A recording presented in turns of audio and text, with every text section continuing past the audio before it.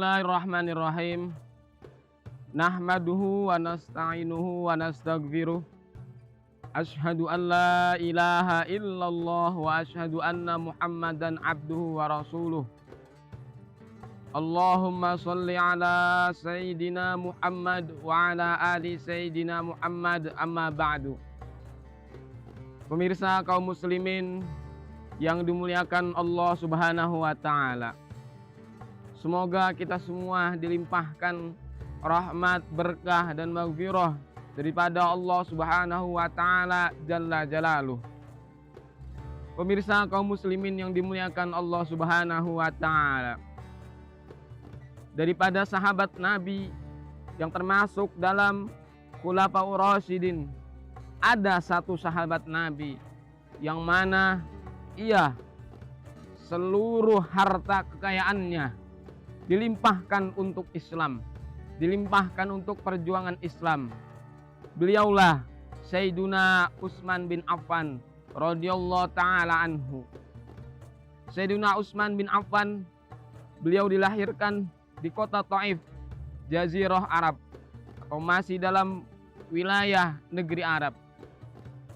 Sayyiduna Utsman bin Affan di mana lahir sebelum hijrahnya baginda Nabi Muhammad Sallallahu Alaihi Wasallam. Sahabat Utsman bin Affan dilahirkan di kota Thaif pada tahun 579 Masehi atau 42 tahun sebelum hijrahnya Nabi Muhammad Sallallahu Alaihi Wasallam. Nasab beliau sampai kepada khilaf yang mana masih satu nasab pada baginda Nabi Muhammad Sallallahu Alaihi Wasallam. Pemirsa kaum muslimin yang dimuliakan Allah Subhanahu wa ta'ala, tentu kita bertanya-tanya, seperti apa sosok sahabat Utsman bin Affan? Beliau dilahirkan dari keluarga yang kaya raya, seorang saudagar pedagang terkemuka di Jazirah Arab. Bahkan beliau diwarisi oleh kekayaan ayahnya. Tapi kaum muslimin yang dimuliakan Allah Ta'ala, sekalipun beliau diwarisi dan terlahir sebagai orang yang kaya raya, tidak pernah ada catatan sejarah seorang sahabat Utsman bin Affan sampai ada fakir miskin kelaparan. Tidak pernah ada tercatat dalam sejarah sahabat Utsman bin Affan menimbun hartanya untuk kepentingan pribadi. Maka dari itu kaum muslimin dirahmati oleh Allah Subhanahu wa ta'ala, menarik untuk sama-sama kita telusuri, untuk kita teliti, untuk kita telaah seperti apa sosok Sayyidina Utsman bin Affan. Tentunya beliau adalah satu daripada 4 pilar Khulafaur Rasyidin yang melengkapi perjuangan dakwah Nabi besar kita Sayyidina Muhammad Sallallahu Alaihi Wasallam. Di antara 4 Khulafaur Rasyidin, Abu Bakar As-Siddiq, lalu Umar bin Khattab, Utsman bin Affan, Ali bin Abi Thalib. Utsman bin Affan lah yang mana semua kekayaannya, hartanya diberikan untuk perjuangan dakwah umat Islam. Maka ini menjadi pecutan semangat buat kita semuanya yang diberikan, dititipkan nikmat harta, nikmat rezeki, nikmat rizki oleh Allah Subhanahu wa ta'ala. Patut mencontoh Sayyidina Utsman bin Affan radhiyallahu ta'ala anhu.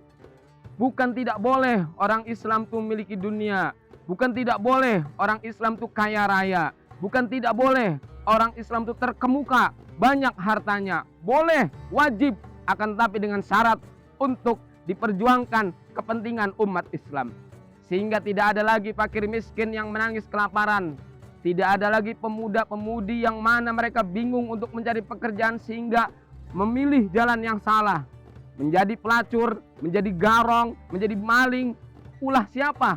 Ulah orang kaya yang mana tutup mata. Hartanya, kekayaannya yang dititipkan oleh Allah Subhanahu wa ta'ala hanya untuk kepentingan pribadinya saja.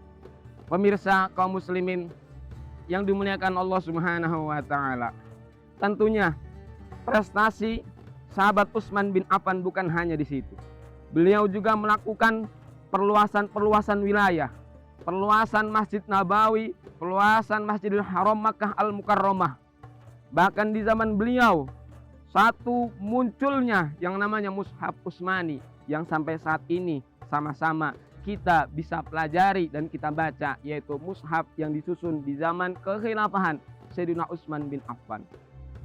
Lalu apalagi prestasi beliau, di mana prestasi beliau juga di zaman pemerintahan atau kekhilafahan Abu Bakar As-Siddiq.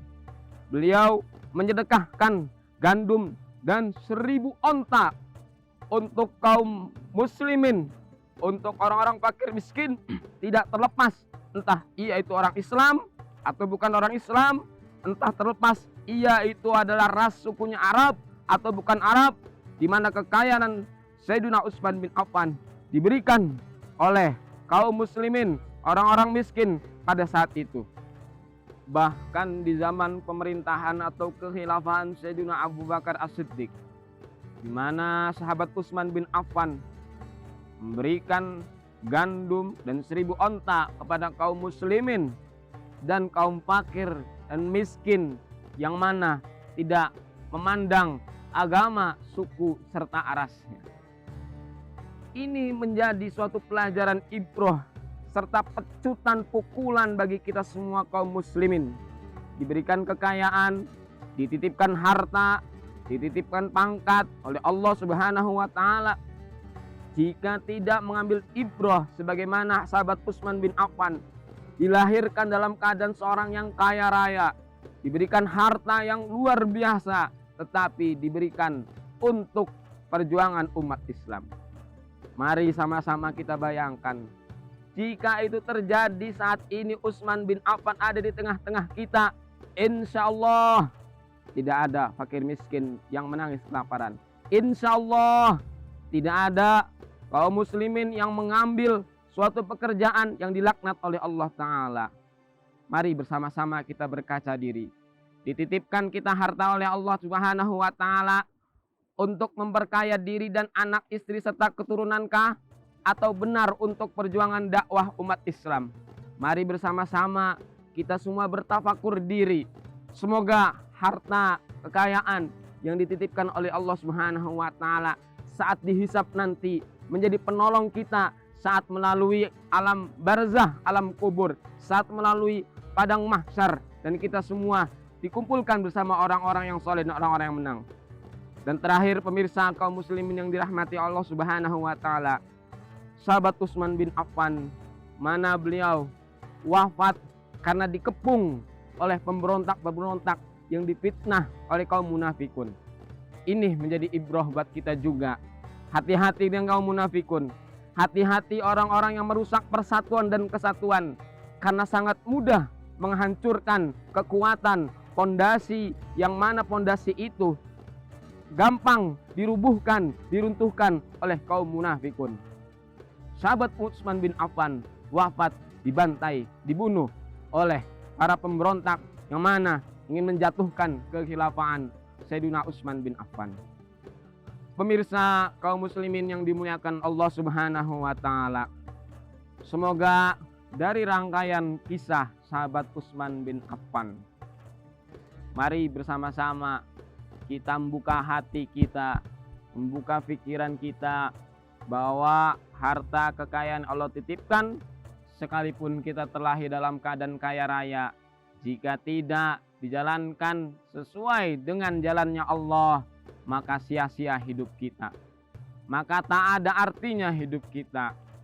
Sekalipun kita berbangga diri, babeh gue orangnya kaya raya, tidak seperti Utsman bin Affan, maka nol besar diri Anda, nol besar diri kita semuanya. Naudzubillah, summa naudzubillah min dalik. Dan yang terakhir, sahabat Utsman bin Affan, mana secara catatan sejarah wafat pada bulan Zulhijjah tahun ke-35 Hijriah. Semoga Allah Subhanahu wa Ta'ala limpahkan kita rahmat, berkah, dan maghfirah. Assalamualaikum warahmatullahi wabarakatuh.